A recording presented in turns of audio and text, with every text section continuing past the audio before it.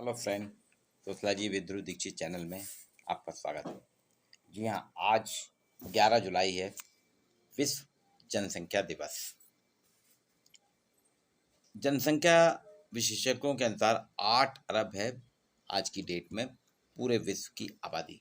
और इस 8 अरब आबादी में से सिर्फ 2 देश भारत और चीन 3 अरब आबादी रखते हैं।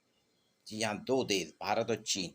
भारत की आबादी है 1.4286 अरब और चीन की आबादी है 1.4257। कल तक चीन विश्व का सबसे अधिक जनसंख्या वाला देश था, लेकिन भारत ने यहाँ तरक्की करके चीन को पीछे करा है और नंबर 1 बना है। जी हाँ, ये तरक्की है। अर्थव्यवस्था में हम तीसरे नंबर पे आ रहे हैं, बाकी टेक्नोलॉजी में हम आगे आ रहे हैं, खाद्यान्न में उत्पादन में हम पहले नंबर पे हैं, दूध उत्पादन में, अब जनसंख्या उत्पादन में भी भारत आज विश्व में नंबर 1 है। लेकिन 1 नंबर होना यहाँ पे आपके लिए तकलीफ देह है। दूसरी जगह अगर 1 नंबर होते हैं तो आपके लिए फायदेमंद होता है, लेकिन यहाँ तकलीफ देह है। प्रतिदिन दुनिया में पैदा होते हैं 3,85,000 शिशु, जिसमें से 65,000 शिशु प्रतिदिन भारत में पैदा होते हैं। 51 शिशुओं का प्रति मिनट देश में जन्म होता है, 19 लोगों की मौत होती है। और निरंतर हम 1952 से भारत जनसंख्या वृद्धि के लिए कैसे नियंत्रित की जाए, जनसंख्या को कैसे कंट्रोल किया जाए, तब से हमारे 1952 में आज़ादी के 4 साल बाद से ही हमने शुरुआत कर दी थी कि हमको अपनी जनसंख्या को नियंत्रण करना है। लेकिन 75 साल में हम इसमें कहीं भी सफल नहीं हुए। सरकारी प्रयास ढेरों हुए हैं, लेकिन जन सहयोग अभी तक नहीं मिला है। जनसंख्या वृद्धि तो हो रही है, इसके साथ आपने देखा होगा शहर में चलना मुश्किल हो रहा है, आवास की समस्या है, गंदी बस्तियां बढ़ती जा रही हैं, अच्छे शिक्षण संस्थानों में प्रवेश ही नहीं मिल पाता, फीस महंगी नहीं होती, फीस की वजह नहीं है, वहाँ पे एडमिशन की कमी है, क्योंकि सीट लिमिटेड है। 200 सीट हैं, आवेदन आ रहे हैं 1000। अभी नौकरी में यही हालत है। अभी पटवारी की परीक्षा हुई थी, पटवारी की परीक्षा में मध्य प्रदेश में 45 लाख आवेदन आए थे और सीट थी खाली 1200। किसी भी जगह अगर वैकेंसी निकलती है, चपरासी से लेके प्रोफेसर तक लाखों की संख्या में आवेदन आते हैं। ये बता रहे हैं कि आपके यहाँ साक्षरता बढ़ी है, साक्षरता बढ़ने के साथ लोगों की नौकरी के प्रति ललक बढ़ी। सड़क में आप चल नहीं सकते। जैसे मेरे को मेरे घर से कॉलेज तक पहुँचने में 1 दशक पहले तक बाइक से 7 मिनट लगते थे, आज बाइक से ही जाने में मुझको पूरे आधा घंटा लगता है। 4 व्हीलर की तो बात ही छोड़ दीजिए, कई बार अधिकतर लोगों के 4 व्हीलर पार्किंग में ही खड़े रहते हैं घर की, वो निकालते नहीं, क्योंकि कहाँ जाएं। पार्किंग करना है तो 1 किलोमीटर दूर आपको जगह मिलती है, आप मार्केट में जा रहे हैं, पार्किंग नहीं है, आप पैदल चलिए, सामान अपना खुद ढोइए। आवास आपके पास नहीं है, जो आवास हैं वो रहने योग्य नहीं बचे, चारों तरफ नालियां बजा रही हैं, नौकरी के लाले हैं, पढ़ने के लाले हैं, किसी भी चीज़ में। आप ट्रेन में देखिए, एक समय था ट्रेन में आपको कुछ पीक आवर्स होते थे, पीक मंथ होते थे, उसमें भीड़ मिलती थी। सामान्यतः 1 अप्रैल से 20 जुलाई तक ट्रेनें खचाखच भरी रहती थी, लोग अपने घर जाते थे, वापस लौटते थे। लेकिन ये माहौल आपको 365 दिन देखने को मिलेगा। जबलपुर से कुछ जगह के लिए ट्रेन में आपको कभी भी रिजर्वेशन मिलता ही नहीं। जैसे जबलपुर से एक अमरकंटक ट्रेन चलती है, भोपाल से दुर्ग तक जबलपुर होके जाती, उसमें आपको कभी भी रिजर्वेशन नहीं मिलेगा, वेटिंग मिलती है। जबलपुर से पूना के लिए हमेशा वेटिंग मिलेगी, जबलपुर से मुंबई के लिए वेटिंग रहती है, जबलपुर से आप कोटा में जाएंगे उसमें वेटिंग मिलेगी। दिल्ली वाली ट्रेन में थोड़ी बहुत सुखद स्थिति, क्योंकि 4 ट्रेनें हैं तो मिल जाती है। बाकी मुंबई के लिए तो 12 ट्रेनें हैं, 12 से ज़्यादा, 12-16 ट्रेन हैं, लेकिन आपको मनचाही ट्रेन में रिजर्वेशन कराना है तो 2 महीने 3 महीने पहले आपको पोर्टल में लॉगिन होना पड़ेगा, आपको मिलती नहीं। हर जगह भीड़ भीड़ भीड़। और इस भीड़ का परिणाम क्या हो रहा है? मध्य प्रदेश की बात करें तो मध्य प्रदेश में रोजगार के संसाधन नहीं है, प्राकृतिक संसाधन है, खनिज संसाधन है, लेकिन यहाँ पे इंडस्ट्रीज ना होने के कारण, यहाँ उद्योग ना होने के कारण यहाँ से प्रतिदिन 2 लाख से अधिक लोग रोजगार के लिए दूसरे राज्यों में जाते हैं। गुजरात जाते हैं, महाराष्ट्र जाते हैं, कर्नाटक जाते हैं, तमिलनाडु जाते हैं। पलायन हो रहा है। धीरे धीरे मध्य प्रदेश में गांव खाली होते जा रहे हैं। प्रदेश में प्रवासियों की दर 32.39% है, जो अन्य सभी राज्यों से बहुत ज़्यादा है। प्रदेश की जनसंख्या 7.26 करोड़ है, जिसमें 72.4% ग्रामीण और 27% अर्थात 2 करोड़ शहरी हैं। यहाँ घनत्व अगर देखें, जनसंख्या घनत्व, तो देश में 382 है, जबकि मध्य प्रदेश में 146 है, अर्थात यहाँ खुलापन है। प्रदेश में 2001 में 53,857 गाँव थे और 2011 में 54,903 हो गए। अभी जो जनगणना होगी तो पता चलेगा। गाँव की संख्या तो बढ़ रही है, लेकिन खाली गाँव भी हो रहे हैं। शहरी जनसंख्या में बढ़ रही है। मध्य प्रदेश में भोपाल, इंदौर, जबलपुर, ग्वालियर जो है अति जनसंख्या वाले शहर हैं, लेकिन यहाँ पे शिक्षा, रोजगार, स्वास्थ्य का अभाव है, जातिगत भेदभाव है। इसके कारण गांव से तो लोग बाग यहाँ आ रहे हैं, लेकिन गांव खाली हो रहे हैं। और इन शहरों में जो आते हैं पढ़ लिखने के बाद, वो दूसरे शहर चले जाते हैं। रानी दुर्गावती विश्वविद्यालय में निरंतर संख्या घटती जा रही। यहाँ से अच्छे कोर्स करने के लिए दूसरे शहरों में चले जाते हैं। MBA करने के लिए दूसरे शहर चले जाते हैं, MSc करने के लिए दूसरे शहर चले जाते हैं, MCA करने के लिए दूसरे शहर चले जाते हैं। यही हाल हर यूनिवर्सिटी का है, चाहे वो रीवा की यूनिवर्सिटी हो, या छतरपुर यूनिवर्सिटी हो, छिंदवाड़ा यूनिवर्सिटी हो, शहडोल यूनिवर्सिटी हो, इंदौर की यूनिवर्सिटीज़ हो, भोपाल की हो, ग्वालियर की हो। सभी यूनिवर्सिटी में ग्रेजुएशन करते हैं लोग, और ग्रेजुएशन करने के बाद एडवांस कोर्स के लिए पूना चले जाते हैं, अहमदाबाद चले जाते हैं, बेंगलोर चले जाते हैं, विशाखापट्टनम चले जाते हैं, हैदराबाद चले जाते हैं। इससे प्रदेश का नुकसान होता है, जिले का नुकसान होता है, और दूसरे जिलों को फायदा देते हैं। यहाँ 32.9% प्रवासन की दर है। 32 यानी प्रदेश की 30% आबादी प्रवासित है। खंडवा से 10,000 आदिवासी दूसरे राज्य में मजदूरी के रूप में काम करने के लिए पलायन करते हैं। जबलपुर के पास मंडला, शहडोल, यहाँ से भी मंडला, डिंडोरी, शहडोल, छिंदवाड़ा से भी औसतन 10 से 25,000 आदिवासी रोजगार नहीं है, मजदूरी करने के लिए दूसरे शहरों में चले जाते हैं। आप किसी भी दिल्ली में जाएंगे, आप मुंबई में जाएंगे, आप पुणे में जाएंगे, आप अहमदाबाद में जाएंगे, आपको सिर्फ मध्य प्रदेश के मजदूर ही मिलेंगे।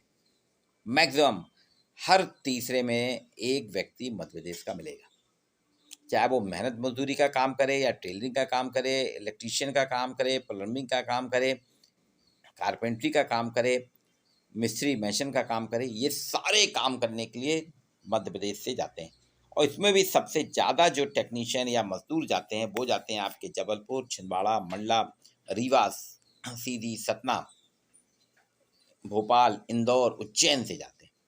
खंडवा, रीवा के आदमी, ये स्थिति है, रीवा के तो आदमी आपको हर जगह मिलेंगे। रीवा के लोग खुश बहुत होते हैं कि देखिए रीवा के आदमी हर जगह है। जहाँ ना पहुँचा रवि, वहाँ पहुँचा रीवा का आदमी, रिवाड़ी। लेकिन ये श्रम की बात है कि आप अपने ज़िले में अपने यहाँ के लोगों के लिए कोई रोजगार, कोई संसाधन नहीं कर पा रहे। खेती भी आपकी उतनी नहीं है, इसलिए यहाँ से लोगों को पलायन करना पड़ रहा है, दूसरे शहरों में जाना पड़ रहा है। कोई भी अपना घर छोड़ के नहीं जाता, मजबूरी में जाता है। पढ़ने के लिए जाने के बाद वहीं बस जाते हैं, फिर दूसरों को बुला लेते हैं। धीरे धीरे शहर गांव खाली होते जा रहा है। हर साल एक अंदाज है, एक एवरेज है कि कहा जाता है मध्य प्रदेश के 53 जिले जो हैं, 52 थे, अभी एक और बना है, उसकी घोषणा हो गई है, तो यहाँ से हर साल लगभग 25 लाख लोग चले जाते हैं। क्योंकि गांव में बिजली, पानी, रोजगार नहीं है, तो गांव खाली हो रहे हैं। दमोह के पास देखिए, दमोह के अधिकतर लोग दिल्ली चले जाते हैं। दिल्ली जो एक ट्रेन जाती है, संपर्क क्रांति और दिल्ली, उसमें दमोह से ही सबसे ज़्यादा मजदूर बैठते हैं। तेंदुखेड़ा के गांव खाली हैं, वहाँ पानी नहीं है। मूलभूत आबादी वहाँ की, अब गांव की जो एक समय 1,000-1,200 होती थी, आज 250-300 के करीब बची है। ये जरूर है कि शहर की चकाचौंध ग्रामीणों को आकर्षित करती है, लेकिन उससे जीवन आपका संवरता नहीं है। बल्कि शहर में जाके आप समस्याओं में घिर जाते हैं। शहरों की हालत बहुत तंगहाल है, शहरों में दुर्गति हो रही है। शहर में कोई आसान नहीं है, मैंने देखा है बम्बई में, पुणे में, अहमदाबाद में, बड़ौदा में, हैदराबाद में किस तरीके से शर्मनाक स्थितियों में लोग रह रहे हैं। बम्बई में तो बारिश में पूरी झोपड़पट्टी में पानी भर जाता है, फ्लैट्स भी हैं उनमें भी पानी भर जाता है, घुटने तक पानी में पूरे शहर की सीवर लाइन का पानी आ जाता है, नालियों का पानी आ जाता है, उसमें से लोग आप रास्ता पार करके रेलवे स्टेशन जाते हैं ट्रेन पकड़ने के लिए। ये हाल है। खाने के नाम पे भी कोई बहुत अच्छा खाना नहीं है। हाँ, जीवन बसर चल रहा है, पैसा कमा रहे हैं।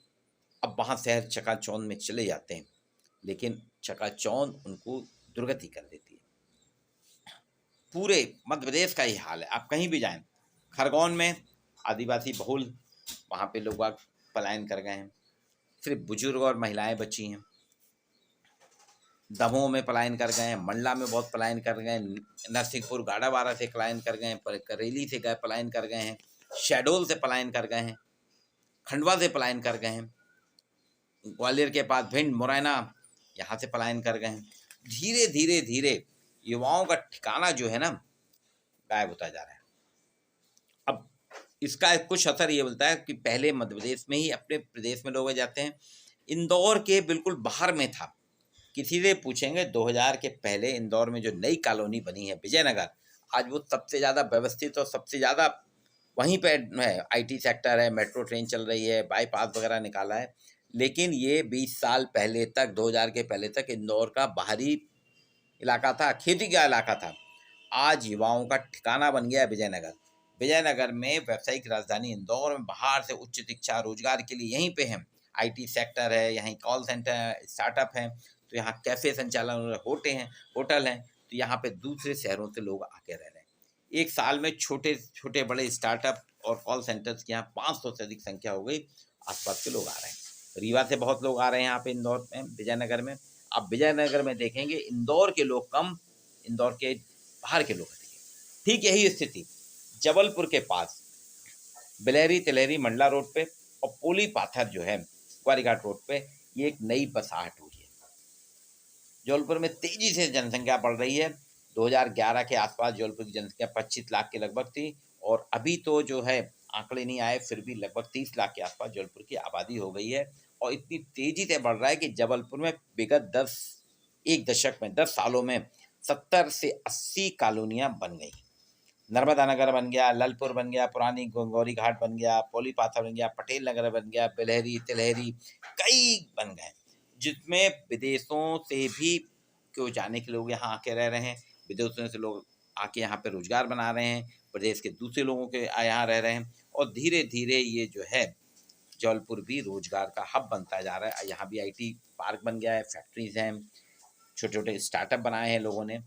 लेकिन यहाँ के मेन स्ट्रीम वाले जो हैं, जो आईटी सेक्टर में हैं या सीएस की पढ़ाई करते हैं, मैनेजमेंट की पढ़ाई करते हैं, वो बाहर चले जाते हैं, फिर वो कुछ साल बाद यहाँ आते हैं। तो इसके पीछे मूल कारण क्या है? हमारी जो जनसंख्या बढ़ रही है, तो समस्याएं हैं। जनसंख्या बढ़ने के पीछे मूल कारण है, 6 दशक पहले एक नारा आया था, बच्चे दो ही अच्छे, बच्चे दो ही अच्छे। लेकिन 6 दशक यानी 60 साल के बाद भी अभी भी स्थिति है कि बहुत कम 10 से 20% परिवारों में ही दो ही बच्चे हैं। अगर 2 लड़कियां हो गई तो आप देखेंगे उनके यहाँ पे तीसरा बच्चे की ललक रहती है कि लड़का हो जाए। ये जो लड़के की चाहत है, कुबेर की जो चाहत है, उस कुबेर की चाहत ने हमारे यहाँ की लक्ष्मियों की दुर्गति कर दी। ठीक है, शिवराज जी लाडली बहना, लाडली लक्ष्मी योजनाएं ला रहे हैं, अब उसके साइड इफेक्ट भी आपको मिलेंगे। लाडली लक्ष्मी लाडली बहना में अब लोग और जनसंख्या वृद्धि की, भाई बच्ची रहेगी उसको 1000 रुपये तो मिलेगा, और जैसा कि वो कह रहे हैं हम जनवरी से 3000 कर देंगे सरकार बदलने पे, सरकार आने पे। उस चक्कर में लड़कियां और लड़के भी, लड़कों को भी रोजगार के लिए संसाधन दे रहे हैं। सरकार की योजनाएं कि सीखो कमाओ, तो आपका ये एक अंदेशा है कि इससे जनसंख्या वृद्धि ही होगी, मध्य प्रदेश में जनसंख्या घटेगी नहीं।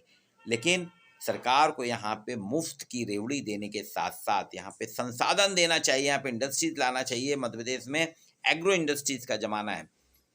नरसिंहपुर, होशंगाबाद, निमाड़, ये सब एग्रो इंडस्ट्रीज के लिए हैं। जबलपुर में तो मटर सबसे ज़्यादा होता है, लेकिन आपने यहाँ एग्रो इंडस्ट्रीज नहीं डाली। पर्यटन इंडस्ट्री डालना पड़ेगी, एकेडमिक इंडस्ट्री डालना पड़ेगी, मेडिकल इंडस्ट्रीज डालना पड़ेगी। ये सब अगर आप यहाँ करें तो जो आपकी 32% से अधिक की आबादी आपकी हर साल पलायन करती है वो रुकेगी। वो यहाँ आपके श्रम शक्ति बनेगी, आपको रोजगार देगी, आपको टैक्स मिलेगा और यहाँ की सूरत संभरेगी, ना कि फ्री की रेवड़ी बांटने से। तो जनसंख्या वृद्धि, विश्व जनसंख्या दिवस है आज, निरंतर बढ़ रहे हैं। अभी जितनी देर में लेक्चर हुआ है उतनी देर में कम से कम हमारे यहाँ जबलपुर में ही 40 बच्चों का जन्म हो चुका होगा। ये विडंबना है। आइए विश्व जनसंख्या दिवस में हम जो 6 दशक पहले का नारा है, बच्चे दो ही अच्छे, अब बच्चा एक ही अच्छे पे अमल करें और एक ही बच्चे को पालन पोषण करें, उसको अच्छे से रखें, उसको संभालें। आज के लिए इतना। वीडियो कैसा लगा इसे लाइक कीजिए और शेयर कीजिए।